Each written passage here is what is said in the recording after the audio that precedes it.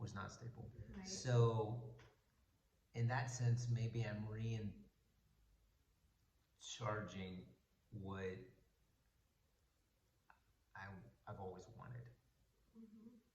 Reinvigorating. Reinvigorating. Yeah. That you didn't let yourself have. It's been dormant.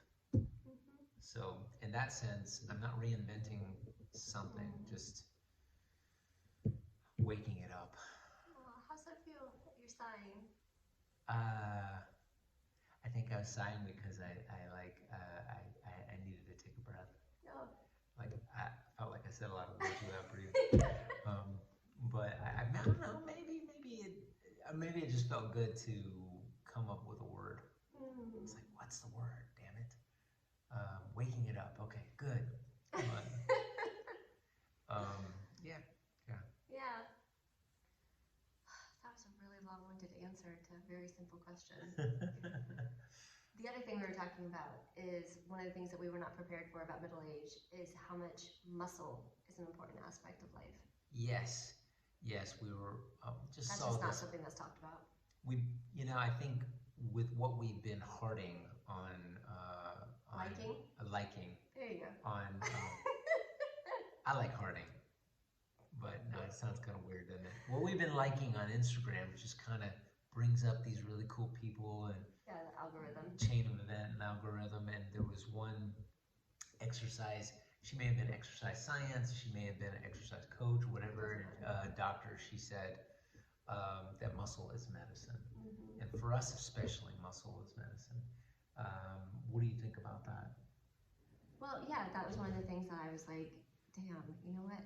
I know I've heard it in passing, like, hey, you want to maintain your health and like physique as you get older. And I don't know if it was just our generation, if it was just me, maybe I was like in the days I wasn't paying attention, I don't know. But for whatever reason, it just felt like everyone was like, oh, well, you want to stay thin and trim, but I was kind of missing the point. That's not really the point. The point is not thin, because you can be unhealthy and thin. The point is to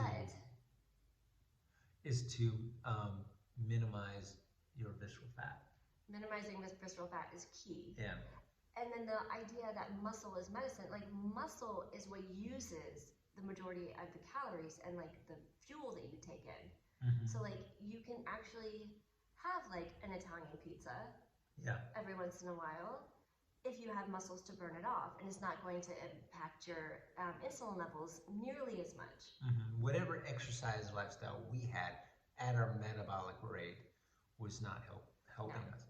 Yeah. And I had zero routine for many, many years. Again, aside from chasing children and carrying them around and like doing all the things, which is active, but not to the point that I needed it to be, I think. Right. I kept staying injured. Yeah. And you allowed the injuries. Yes, exactly. Allowing the injuries to be an excuse for not developing muscle. One day I just said, okay, what the fuck can I do? Okay, I've got this shoulder that I don't want to continue to injure, but what can I do? Okay, well, let's try this. Oh, it doesn't hurt. Let me go ahead and continue that. And I came up with a really nice, decent list. So pretty cool. It's like, oh man, no excuses. Let's go. Yeah. And then the last thing that was kind of a surprise was there was another idea that we had about this. Injury length, like length of time. Recovery definitely takes a little bit longer. But I jotted down a note of things that we had talked about before. This one. We had shifting libido. Yes. Shifting libido. Well, and it's something that you assume that it's just going to stay forever the same way. Or you listen to the fucking paradigm that says, oh, you're getting older, you're not going to want it as much, or, it's just not. It's not black and white. Yeah, and that mentality is not good for, obviously not good for intimacy, and not good for connection. Yeah. But go ahead. What were you talking? Like you're saying, having the idea that you're just, as you get older, you're just gonna sex doesn't happen. Or it's less frequent, or Like it's supposed to be, you're saying? Yeah. Well, the surprise is that, at least for me, two factors. One is that it does ebb and flow, and being more communicative about where we are, and communication, and then working on, okay, just because I don't feel it right now doesn't mean that it can't happen. And like, how can we work to a place of having intimacy? Like, how can we work to that point? And oftentimes, is it something that was like a love language issue, that was something we, got into way early in our relationship, thank God. But understanding love languages. Yeah, or that something's wrong with you. That's a good one. Yeah, and that you something don't must be communicate. wrong. Right. With you. So, and then you hold it in and like have this fearful thing of like, oh gosh, what's happening with my body that I don't want it, instead of being like, well, maybe I've said something that like took away from your love tank because your words of affirmation. Right. Or maybe there's something that happened in your day that made you feel less confident, and understanding how those types of things actually impact libido. Yeah. And having conversations about that, instead of just being like pointing fingers like it should be this way, or like the shoulds. That's a real problem. Right. Yeah. But like you were talking about also, the expectation that as you get older, just sex doesn't happen as often. That's not okay. No, it's not. And again, muscle is medicine can actually really help with this topic. Muscle can, yes, help with increase libido. Testosterone. There's some mechanisms for it, and I was looking at something that says like it doesn't actually like increase testosterone, but it by reducing fat, the fat holds in the testosterone. So when you get rid of the fat, it actually frees up testosterone. Dr. Bickman, wasn't it? Yeah. Dr. Bickman had talked about Dr. that. Ben Bickman. So that's how it works. Okay. We have less testosterone because we have more fat. Right, which holds back the testosterone. Yeah. Like it, almost, it's like a prison cell for it, or I don't remember. Like there's some mechanism in there. Fascinating. All right.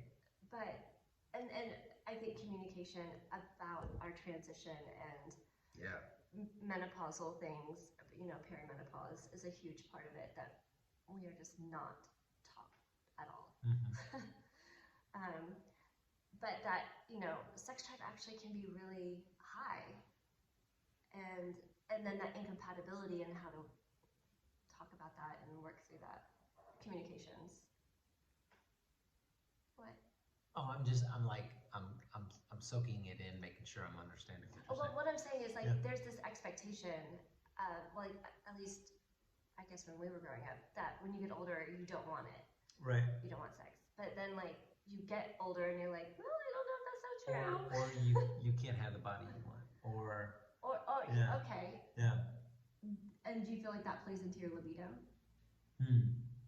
Oh, maybe, yeah, because you don't have maybe self-respect. So it's or self-confidence. Yeah, or self-confidence, yeah.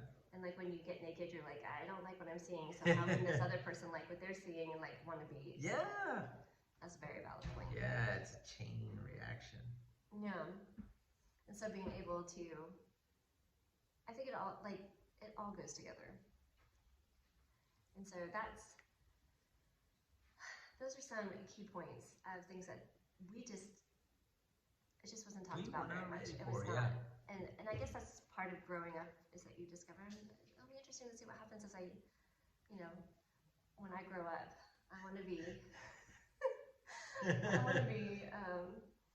I don't know, myself in a more full way with an amazing sex life. Right. And muscle is medicine. So those are things I want to do when I grow up. You better run. Oh boy. Catch me if you can. Alright guys, that's our little talk on the day. And I ranted for 10 minutes of that, so I hope you guys fast forwarded if it wasn't an issue or interesting to you. But thanks for letting me talk. Yeah, woman. That was good. Alright. Bye guys, blessings to your journey. Blessings? Blessings to your journey. Blessings. Blessings. Wow. Get the wabbit. Okay. Blessings.